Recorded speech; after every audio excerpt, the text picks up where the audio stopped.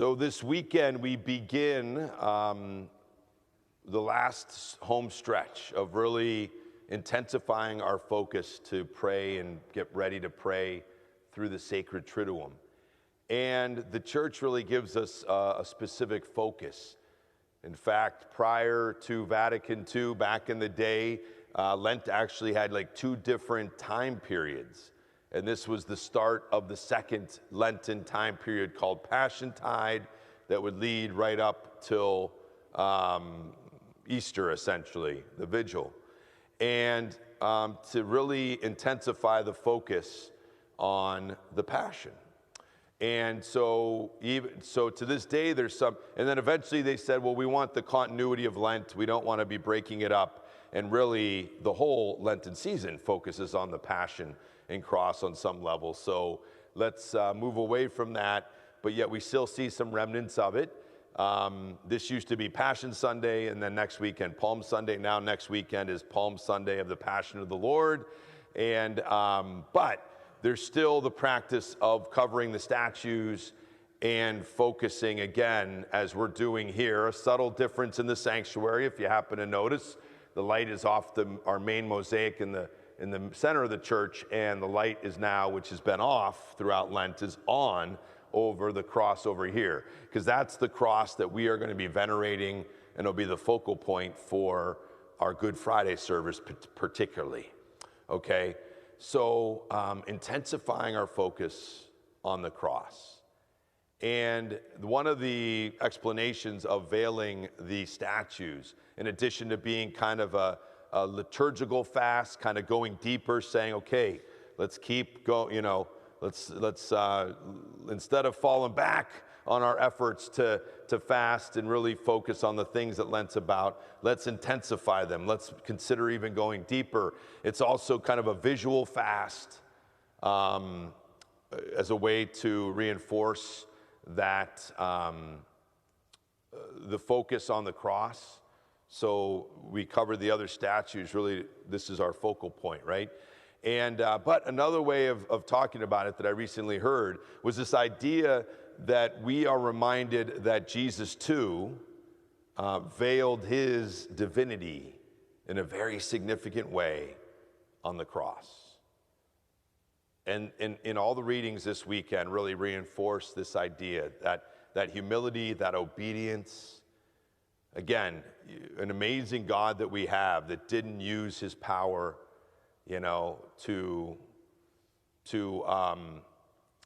order us around, so to speak, his creatures, to lord his power over us, but rather humbly submitting himself to us for ultimately abuse and execution to save us. I mean, when we can't reflect on that truth enough to be blown away by it. This is the magnificent God that we worship, that we believe in, that's revealed himself to us. The magnificent God who is. And so the church invites us, keep going deeper into that. And that's why Jesus, says, what am I supposed to say? Say, Father, save me from this hour. This is the ultimate purpose of my coming, to conquer sin and death, but to show you the magnificence of God, that he puts his glory on hold. He veils his glory and divinity to save us, to love us. And we're reminded too in the gospel today that what needs to happen in order for us to show that same glory and magnificence of God in our own lives. And that has to do with being that grain of wheat and that willingness for us too to sacrifice, to veil our pride, our selfishness, all the things that tend in our broken hearts want to make things easy and have the focus be on us, and to say, Lord, help me to veil that pride, that selfishness, that self-focus, and empty myself with you. and realizing that that's the greatest way to tell others about you, your magnificence, when I live out the same expression of love that you did. And that can feel hard, right? So we could say, that's hard. I don't know if I can do that. But that's where the beauty of the first reading comes in.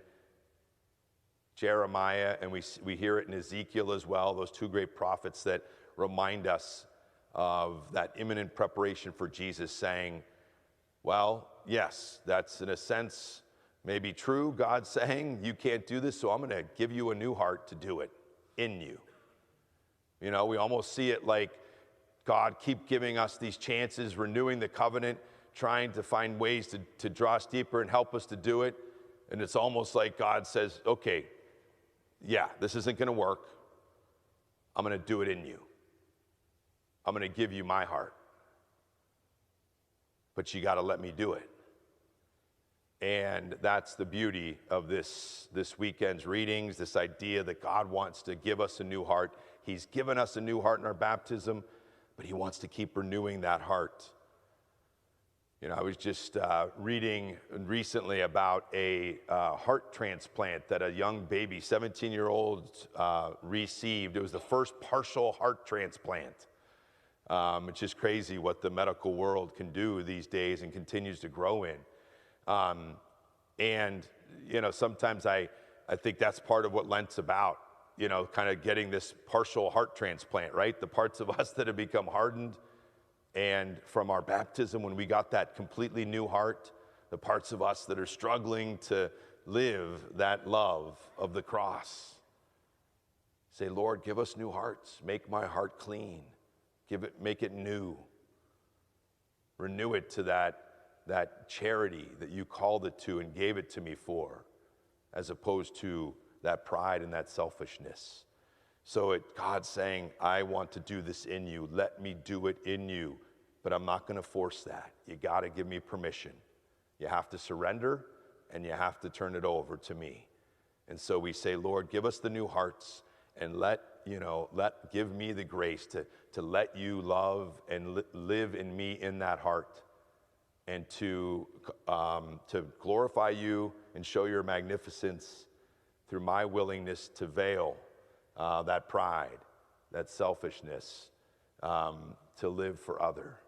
And because that's what you did for me on that cross, that we're going to be venerating in a special way in a few weeks.